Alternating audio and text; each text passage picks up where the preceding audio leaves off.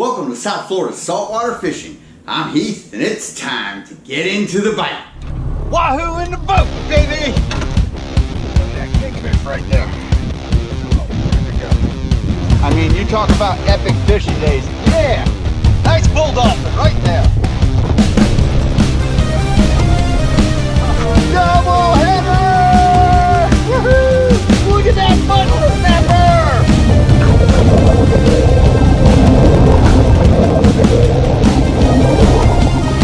Alright folks, in this episode, we're going to go over the best weather conditions for fishing for mahi mahi. Before we get into this though, if you want to learn more about fishing, grow as an angler, or just see some great and exciting offshore fishing adventures, you can start by hitting the subscribe button. And don't forget to turn on the notification bell so that you won't miss a thing. Alright folks, so we're all guilty of this. It's a beautiful summer day, May, heading into early June. The weather's perfect. You head offshore, you troll for endless hours. And what happens is, you don't get a single bite, not even a nibble from mahi mahi all day. The case more than likely is you were fishing in the entirely wrong weather conditions. Alright, so what we're going to do right now is we're going to go over what weather conditions are best for fishing for mahi mahi. We're going to take out some of the confusion, we're going to get rid of some of the errors, and we're going to make this simple, concise, and clear to let you know the best conditions that will almost guarantee a hookup for the mahi during the time of year when they're running through. Now I just want to be clear on this. The weather conditions that I'm going to talk about that makes it conducive to fish for mahi mahi pertain to the east coast of Florida. Alright, so first I want to go over what we've all been doing wrong and why you haven't gotten that bite from that mahi when the weather's perfect. You head out, it's bright and sunny, you more than likely have a west wind or a northeast wind. And now I'm going to explain why these two weather conditions don't work. So first, here we have my horrible rendition of Florida. Not too bad. Lake Okeechobee. When you have a west wind, the wind blows this way.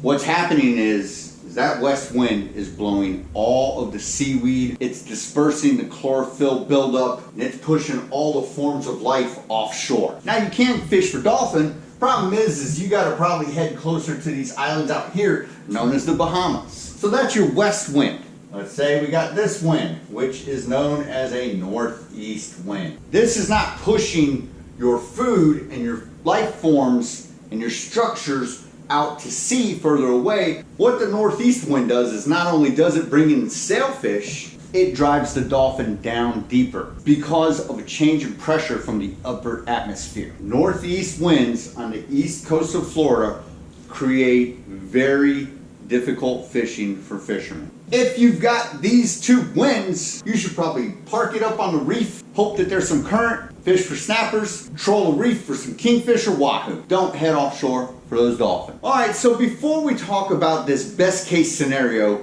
and weather conditions for mahi fishing, I want to go over a little bit about the current in the Atlantic Ocean, known as the stream when you're way offshore. What it does is it goes from the Caribbean up the east coast of Florida, all the way up to New England, and then it starts pouring back out towards Europe and Africa, and then it goes down that coast, and it's just always one big circle. Now what this means is your current in the stream is always heading north when you're on the east coast of Florida. Alright, so that being said, we're going to go back to our diagram here to explain best case scenario. Florida again. Horrible, I know, I'm not an artist. Lake Okeechobee. So we've got our stream current always heading like this, like we saw in the diagram. Now this pertains to all the flotsam and sargassum that you see every summer coming up. Sargasso Sea is out here, the seabeds where it blooms, and these currents push all that stuff up the east coast and into the Carolinas and stuff. Now what we need to drive that more so than the currents is the wind. Your best case scenario for wind when it comes to fishing for mahi mahi is any wind that is pretty much in this zone. This being east, this being southeast. And right in here, we got an east-southeast wind. Winds heading in these directions is made for mahi fishing. Any winds that fall out of these zones are more than likely going to drive the fish away. Either going to drive them further offshore or down deep, not feeding because of the atmospheric changes. So that's the wind, and it's very important when it comes to your mahi fishing. Following this advice of these wind directions is only going to increase your chances of getting the hookup when you're out there fishing for them. And now it doesn't matter if you're trolling, you're sight fishing, you're running and gunning, you're live baiting, whatever the case may be, these wind patterns and scenarios will only help drive the mahi towards the east coast of Florida. All right, and now I want to touch a little bit on the water conditions and the atmosphere conditions that also affect your mahi fishing. So again, it's another thing that a lot of weather shy anglers are guilty of. We see that perfect day. The ocean looks like a lake. It's nice out. It's brutally hot actually. More than likely the scenario is there's no wind, but you got a nice day on the water. So that adds to not so spectacular mahi fishing. Now granted, no wind is better than, let's say, a northeast wind or a west wind. However, those calm, beautiful, flat days that lots of people tend to cherish, they don't make for the best dolphin fishing. You need a little bit of bumpiness in them seas. You need some wind to drive that flotsam, that sargassum, the forms of life, the bait fish, the little jellyfish, all the little baby lobsters and shrimps and crustaceans floating with the current. It drives them here with the wind. So again, a little bit of bump in the seas isn't so bad. It's going to make your fishing better. Now, at the same time, too rough, if you've got wind blowing from the southeast at 20 knots, you can go out there and brave the elements if you want to. You might be miserable, but chances are the fishing might not also be so hot. There's a happy medium with that. 5 to 10 knots, maybe even 0 to 5 knots. A little something, some wind coming from that east to southeast direction is gonna be perfect. And again, that beautiful, bright, sunny day, that crystal clear blue lake of an ocean, why it doesn't work, especially if you've got this little bit of wind, what's the wind gonna do? It's gonna drive clouds over. Totally cloudy, rainy day, more than likely you've got those heavy winds I was just talking about, which makes the sea miserable, makes fishing miserable, but just enough wind to make it partly cloudy, driving some storms over, driving some clouds over. That's the ideal atmospheric look we want. You don't want that perfectly hot sun beaming down, heating up the water. Mahi like to feed in between 72 degrees and 78 degrees. That's the best water temperature to look for.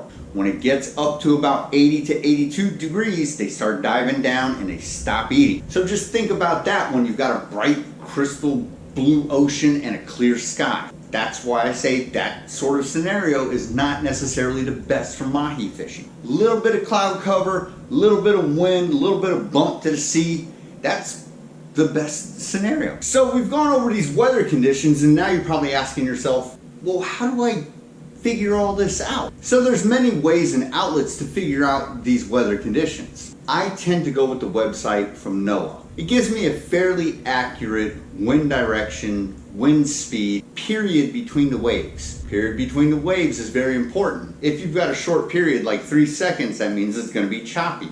If you've got a longer period like 6 or 7 seconds, that means it's more like smooth swells. And then I also like to look at my local inlet camp. For me, it's Boca Inlet Camp. It always shows me the reality of what's really going on out there. And also right next to the images of the inlet and the beach, it has weather vane information.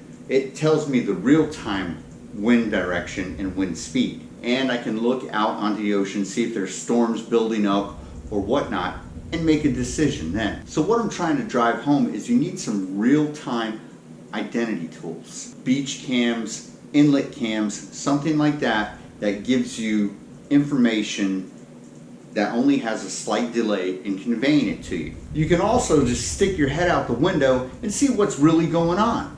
And so those are the best case scenarios weather-wise for heading offshore and fishing for mahi. East to southeast wind coming up from the Caribbean. It's going to drive our food sources here. You've got a partly cloudy sky, and that's going to happen because of that wind. And that wind is going to kick up your seas just a tad. And these weather factors are going to drive that flotsam, that scattered seaweed, those perfectly bunched up seaweed lines, those floating logs. They're going to drive them up the east coast of Florida. And that's going to be the stuff you're going to look for and fish along to get into the hookup with the mahi. And if you follow this basic advice as a general rule of thumb, you're going to be able to go out and have lots of fun with friends, family, everyone. You're going to run into tons of little peanut dolphins sometimes. You're going to run into nice sized schoolies sometimes. And then there'll be those days where you're going to run into slammer bulls and cows. Alright folks, that about does it for this episode. Hope you had fun, hope you enjoyed. And I hope you learned a little bit about what is considered to be the ideal weather conditions to head offshore and fish for mahi mahi. Till next time, South Florida saltwater fishing, going wherever the cool wind takes us.